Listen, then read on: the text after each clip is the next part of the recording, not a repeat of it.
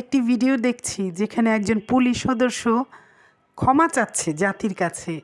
আমরা যা করেছি অন্যায় করেছি, ভুল করেছি, আমরা নিন্দিত কাজ করেছি, ঘৃণিত কাজ করেছি, এখন তাদের ভিতরে গিল্টি এসেছে, তাই তারা ক্ষমা চাচ্ছে।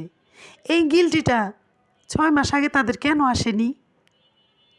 হাজার হাজার পুলিশ সদস্য, 2-4 জনেরও ভিতরে কেন এই গিল্টিটা আসেনি? কেন 2-4 জন ইউনিফর্মটা খুলে ফেলে দেয়নি যে এই চাকরি চাই না? নির্বিচারে যে এভাবে পশুর মতো মানুষকে হত্যা করা হচ্ছে, এই চাকরি চাই না, এই বেতন চাই না, এই বেতন দিয়ে আমি আমার সন্তানকে মানুষ করব না। কোনো একজনের মাথাও কেন এগুলো আসেনি? কোনো একজন মানুষের মনে এই মনুষ্যত্ববোধটা জেগে ওঠেনি যে এভাবে বাচ্চাগুলোকে কেন আমরা অত্যাচার করছি? ওরা কি চেয়েছিল? ওদের মৌলিক চাহিদা, ওদের যে মেধা আছে, সে মেধার অধিকারটা চেয়েছে। তার বিনিময় কি পেয়েছে ওরা? পাখির মতো নির্বিচারে গুলি করে হত্যা করেছে। মেয়েদের উপরে রাস্তার মধ্যে কিভাবে লাঠি সুটা দিয়ে মেরে মেয়েগুলোকে অত্যাচারিত করেছে। আর লাশগুলোকে ভ্যানের মধ্যে এভাবে ছুঁড়ে ছুঁড়ে ফেলেছে।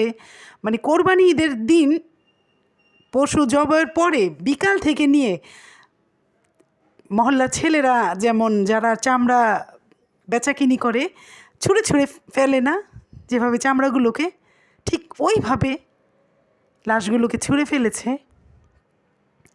একটি বন্ধু গুলি খেয়েছে, আরেকটি বন্ধুকে যখন গুলি করেছে, ওই দ্বিতীয় বন্ধুটা হচ্ছে বুকে গুলি খেয়েছে, অন দ্য স্পট পড়ে গেল ছেলেটা। আর যে পায়ে গুলি খেয়েছে সে ছেঁচড়িয়ে যে বন্ধুটাকে নিয়ে আসতে চেয়েছিল, তাকে আনতে দেওয়া হয়নি। এই যে হাজার হাজার পুলিশ ছিল, একজনের কি ভিতরে এই অনুশোচনা কাজ করেনি?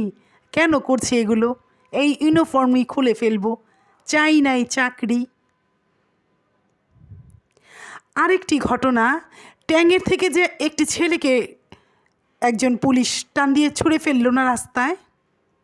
বাচ্চারা পুতুল দিয়ে খেলে, যে পুতুলগুলো হচ্ছে কাপড়ের তুলার পুতুল, হাতে থেকে পড়ে গেলে হাত পা বেঁকিয়ে যায়, সেম ওইভাবে ছেলেটার হাত পা না বেঁকিয়ে গিয়েছে। আল্লাহ তুমি মাফ করো, আর আল্লাহ তুমি ওই পিতামাতাকে ধৈর্য ধারণ করতে দাও, কারণ তারা রোজ কিয়ামত পর্যন্ত ওই দৃশ্যটা ভুলতে পারবে না। আমরা যে আমরা ছেলেটার চেহারাও দেখিনি, আমরা চিনি না, আমরাই সহ্য করতে পারিনি, এখনও মনে পড়লে শরীর শিউরে ওঠে। আর যে পিতামাতা জন্ম দিয়েছে তারা কি কিয়ামত পর্যন্ত ভুলতে পারবে তার ছেলেটার এই দৃশ্য? না যেন ছেলেটাকে কতটুক হিট করা হয়েছে, হাত পায়ে জয়েন্টে ভেঙে গেছে ছেলেটার, এখনও চোখের নিচে ভাসে দৃশ্যটা। ফেলে আবার ছেলেটাকে করলো কি, লাথি দিয়ে আরেকখানে ফেলে দিল। যে পুলিশটা এই কাজটা করলো তার ভিতরে একটু অনুশোচনা হয়নি? একটু আল্লাহর ভয় তার ভিতরে আসেনি? যে এই যে ছেলেটাকে মারলাম, একটি বাচ্চা, ছেলে হোক চাই মেয়ে হোক, একটি বাচ্চা স্কুলের গণ্ডি পার হয়ে কলেজের গণ্ডি পার হয়ে ভার্সিটির গণ্ডি পার হয়ে চাকরি বাকরির জন্য যে গণ্ডিতে যায়, এর পিছে পিতামাতার কত শ্রম হয়। একজন পিতামাতা কতটুক ত্যাগ তিতিক্ষার পরে বাচ্চাগুলোকে তিলে তিলে ওই জায়গায় নিয়ে পৌঁছায়, তাদের একবারও কি তাদের মনে পড়েনি? কেন নির্বিচারে এগুলো করছি? এখন যারা মাফ চাচ্ছে, মাফ করার মালিক আল্লাহ। আল্লাহ বলছে হাজার গুনাহ করো, সাগরের ফেনা সমতুল্য যদি গুনাহ হয়, আল্লাহ যদি মনে করে যে না মাফ করে দেওয়ার মতো, আল্লাহ মাফ করে দেয়। মাফ করার মালিক আল্লাহ, আমাদের এখানে বলার কোনো ইখতিয়ার নাই। সো ওই ব্যাপারে বলি না, আমি বলছি হচ্ছে এখন যে গিল্টিরা যাদের ভিতরে আসছে, তখন 2-4 জনেরও যদি আসতো না, মনের বুঝ দিতে পারতাম যে না, মানুষের ভিতরে মনুষ্যত্ববোধ আছে। আমরা ফেসবুকে দেখেছি, আমরা টিভিতে দেখেছি, দেখে সহ্য করতে পারিনি। আর যারা করেছে অন দ্য স্পট, 5 জন পুলিশ একটা বাচ্চাকে মারছে, অত্যাচার করছে, একজন তো দাঁড়িয়ে দৃশ্যটা দেখেছে। যে দাঁড়িয়ে দৃশ্যগুলো দেখেছে তার ভিতরে কি একটু আল্লাহর ভয় আসেনি। যে সন্তানটাকে এই অত্যাচারগুলো করছে সে সন্তানের পিতামাতার কথা মনে হয়নি। রাখলাম না এমন ইউনিফর্ম, করলাম না এমন চাকরি, নিলাম না এই চাকরির বেতনের চাল ডাল বাসায় আমার সন্তানদের খাওয়ানোর জন্য, তখন তাদের মাথায় কেন এগুলো আসেনি? তাদের মনে কেন এই ভয়টা আসেনি? কেন তাদের মায়া লাগেনি? দিন তো গিয়েছে না, যারা বেঁচে আছে তারা তো আছে আলহামদুলিল্লাহ, যারা পঙ্গু হয়ে পড়ে আছে ওই বাচ্চাগুলোর দেখলে কি মনটা ঠিক থাকে? কারণ এই যে বাচ্চাগুলো পিতামাতা এই পর্যন্ত আনতে অনেক শ্রম দিতে হয়েছে, অনেক ত্যাগ তিতিক্ষার পর একটা ছেলে একটা মেয়ে ওই পর্যায়ে যায় এস্টাবলিশড হওয়ার মতো, তাই না? চাকরি হলেই একটা সংসারের ঘানি, পিতা মাতার দায় দায়িত্ব ওই ছেলেটার উপরে আসার সময়, কারণ কিছুদিন পরে তারা চাকরি নেবে। তারা লেখাপড়া রেখে কেন আন্দোলনে গিয়েছে? অনেকে বলে এই কথা, গালগপ্প তো সবাই পারে বলতে।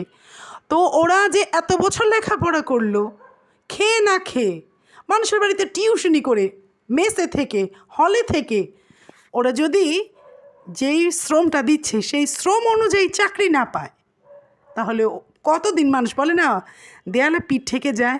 পেটে আমার যদি ভাত না থাকে পিঠের কিল কতদিন সহ্য হয়? এটাই হচ্ছে কথা, এটাই হচ্ছে বাস্তবতা। ওদের তো পেটে ভাত নেই, ওদের পিঠের কিল কতদিন সহ্য হবে?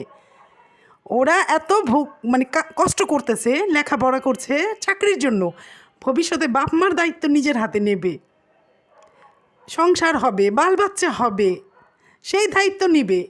সেই দায়িত্বের জন্যই তো লেখাপড়া করে। মধ্যবিত্ত ফ্যামিলিতে ছেলেদের পড়ায় কিসের জন্য? তো যদি শ্রম করছি কিন্তু শ্রমের পারিশ্রমিক পাবো না, তাহলে শ্রম কতদিন করে মানুষ? নিরক্ষর হয়ে যাওয়ার মতো বাংলাদেশ। রাগ করে অনেকে যেন লেখাপড়া না করে নিরক্ষর হয়ে যাবে। স্কুলে সিলেবাসে নাকি দেওয়া ডিম ভাজতে হয় কিভাবে, সকালে ঘুমে থেকে উঠে বিছানা করতে হয় কিভাবে, আকুম বাকুম, এগুলো কি পড়ালেখার মধ্যে পড়ে?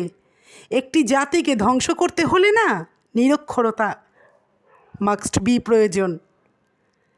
নিরক্ষর মানে একটা জাতি ধ্বংস, যাদের ভিতরে শিক্ষার আলো নেই, হচ্ছে আমাদের জাতিটাকে ধ্বংস করার পথে নিয়ে গিয়েছিল। বাচ্চারা, মেয়েরা ঘুমের থেকে উঠে লেখাপড়া নেই, ঘুমের থেকে উঠে কী করবে, কিভাবে ডিম ভাজতে হয়, কিভাবে কি করতে হয়। ডিম ভাজাও কি স্কুল থেকে শেখানোর জিনিস? ডিম কিভাবে ভাজতে হয় এটা তো প্র্যাকটিক্যালি এভাবেই মানুষ জেনে যায়।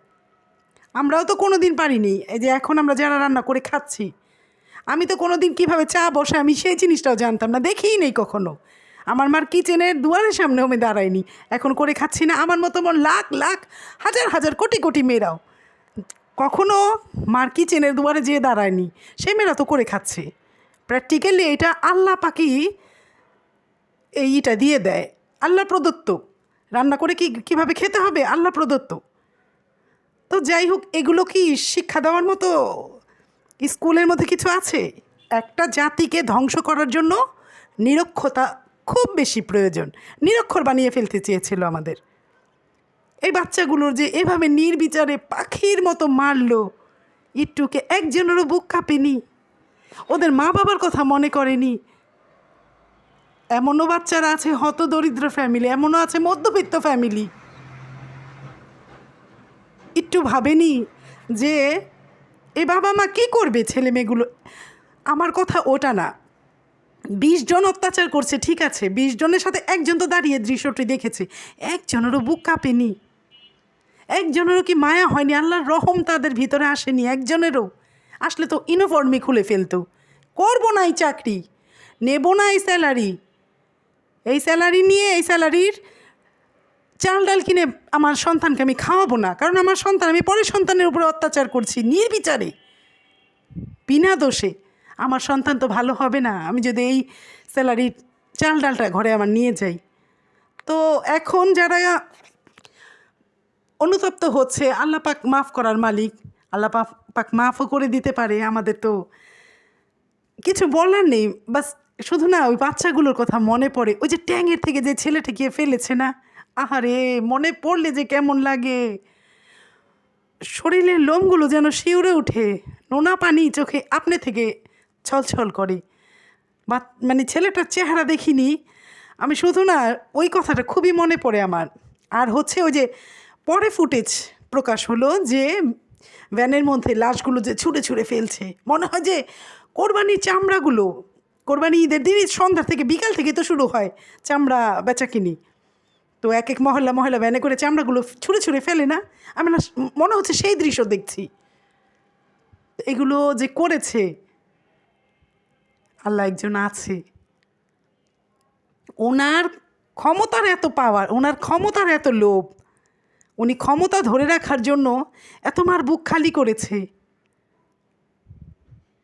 ঠিক না, ঠিক না। জগতে কি বলবো, মানে এগুলো মনে পড়লে না ইমোশনাল হয়ে যাই, বলার মতো ব্রেন কাজ করে না। অনেক কিছু মনে চিন্তা করি বলবো, বলার টাইমে না ব্রেন কাজ করে না। কি বলবো, কি বলবো, কোনটা বলবো। বাচ্চাগুলো না সেই দৃশ্যই মনে পড়ে, কিভাবে নির্বিচারে বাচ্চাগুলোকে মেরেছে, কিভাবে মেরেছে, মেয়েগুলোকে রাস্তার মধ্যে কিভাবে মানে লাঠি দিয়ে যে প্রহার করা হয়েছে। ওই মহিলা কনস্টেবল কি না কি বলো, ওগুলোকে কনস্টেবলই তো বলে, মহিলা যে হাবিলদার, ওই ওই মেয়েগুলো ওরা ভাবেনি যে আমরাও তো লেখাপড়া করে আজকে এই চাকরিতে এসেছি, যদি আমরা চাকরিটা না পেতাম আমাদেরও তো আজকে এই রাস্তায় রাজপথে বসতে হতো, এই রাজপথে আমাদেরও বসতে হতো। যারাই করেছে আল্লাহ হেদায়েত দান করুক, দুনিয়াতে থাকতে যেন তারা ক্ষমা চেয়ে যায় আল্লাহর কাছ থেকে। আল্লাহ ক্ষমা করলেও যেই মার বুক খালি করেছে সেই মা ক্ষমা করে কি না, সেটা হচ্ছে আসল কথা। তো বন্ধুরা, অনেক কথা বললাম, মনটা অনেক খারাপ লাগে এগুলো শুনলে বা মনে পড়লে। নির্বিচারে বাচ্চাগুলো যারা তো মারা গেছে, তারা শহীদা মরণ মরেছে, তাদের আল্লাহ পাক বেহেশত নসিব করবেই, আমাদের বলা লাগবে না। কিন্তু যারা এখন আহত হয়ে পঙ্গুত্বের জীবনযাপন করছে, তাদের কি হচ্ছে, তারা মুহূর্তে মুহূর্তে মরছে না। তো আল্লাহ সবাইকে হেদায়েত দান করুক, আল্লাহ সবাইকে হেফাজতে রাখুক, আমাদের দেশে যেন শান্তি আসে, অশান্তি দূর হয়ে যায়। এক অশান্তিকে আমরা তাড়ানোর জন্য এত ত্যাগ তিতিক্ষা, আল্লাহ যেন এরকম অশান্তি আর আমাদের মধ্যে এই কি বলে ওটাকে অপশক্তি যেন আমাদের মধ্যে আর না আসে, আমাদের দেশটা যেন সোনার বাংলা হয়েই থাকে। তো সবাই ভালো থেকো বন্ধুরা, অনেক কথা বললাম, মনটা খারাপ হয়ে গেছে আর কি। আল্লাহ হাফেজ, আবার দেখা হবে, অন্য কোনো ভিডিওতে কথা হবে, দোয়ার মাঝে স্মরণ রেখো।